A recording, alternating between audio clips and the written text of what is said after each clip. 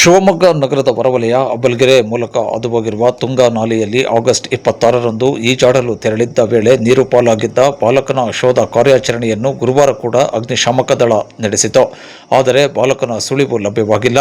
ತುಂಗಾ ನಾಲೆಯಲ್ಲಿ ನೀರಿನ ಹರಿವು ಹೆಚ್ಚಿರುವ ಕಾರಣದಿಂದ ಶೋಧ ಕಾರ್ಯಾಚರಣೆಗೆ ಹಿನ್ನಡೆಯಾಗುವಂತಾಗಿದೆ. ಇದರಿಂದ ಆಕ್ರೋಶಗೊಂಡ ಸಾರ್ವಜನಿಕರು ತುಂಗಾ ಜಲಾಶಯದಿಂದ ನಾಲೆಗೆ ಹರಿಬಿಡುತ್ತಿರುವ ನೀರನ್ನು ಸ್ಥಗಿತಗೊಳಿಸುವಂತೆ ಆಗ್ರಹಿಸಿದ್ದಾರೆ.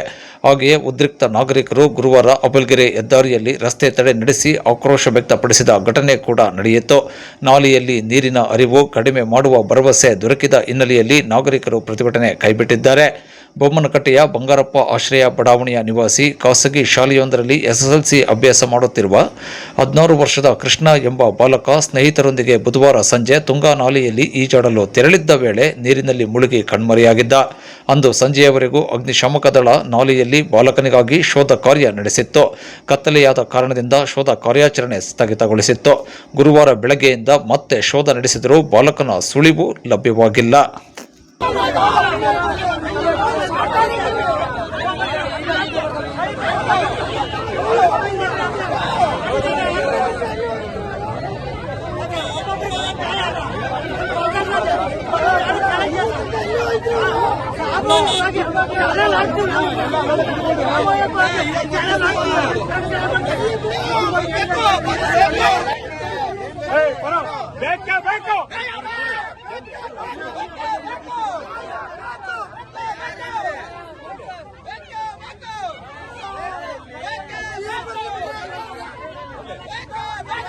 ಇವ್ರೇನು ಹೇಳ್ತಾರೆ ಅಂತ ಹೇಳಿದ್ರೆ ಕಮ್ಮಿ 500 ಕ್ಯೂಸೆಕ್ ಕಮ್ಮಿ ಮಾಡಿದೆ ಸರ್, ಇನ್ನು 800 ಕ್ಯೂಸೆಕ್ ಹೋಗ್ತಾ ಇದೆ ನೀವು ಅಂತ ಹೇಳ್ತಾರೆ. ಟೋಟಲ್ ಬಂದ್ ಮಾಡಿ ಸರ್, ಅವ್ರಿಗೆ ಒಂದು 2 ಅವರ್ ಇದಾಗ ಮಾಡಕ್ ಕೊಡಿ. ಇವ್ರು ಕಮ್ಮಿ ಆಗಿ 22 ಕಿಲೋಮೀಟರ್ ಬರ್ತದೆ ಸರ್, 5 ಅವರ್ ಬೇಕದು ಕಮ್ಮಿ ಆಗಕ್ಕೆ. ಪರವಾಗಿಲ್ಲ ಅಂತ ನಿನ್ನೆ ಸಂಜೆ 6ವರೆಗೆ ಇನ್ಫಾರ್ಮ್ ಮಾಡಿರೋದು. ಇವತ್ತು ಮಧ್ಯಾಹ್ನ ಅದು ಕಮ್ಮಿ ಆಗ್ತದೆ ಅಂತ ನೋಡಿ ಸರ್.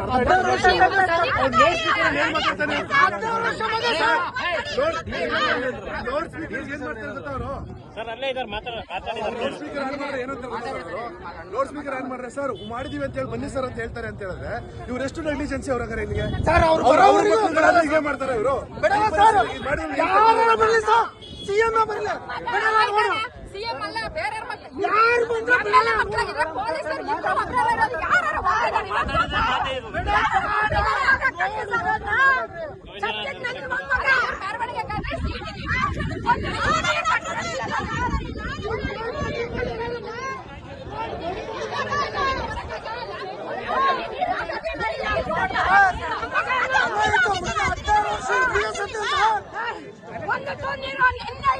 ಸಿಎಂ ಮಕ್ಕಳು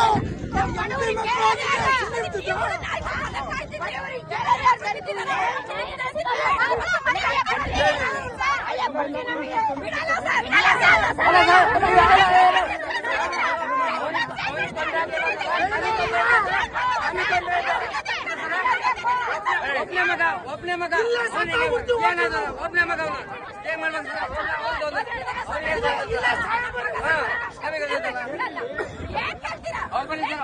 ಬೆಳಗ್ಗೆ 8 ಕಾಲಿಗೆ ಫೋನ್ ಮಾಡಿ ಸರ್, ಮಾತಾಡೋದು.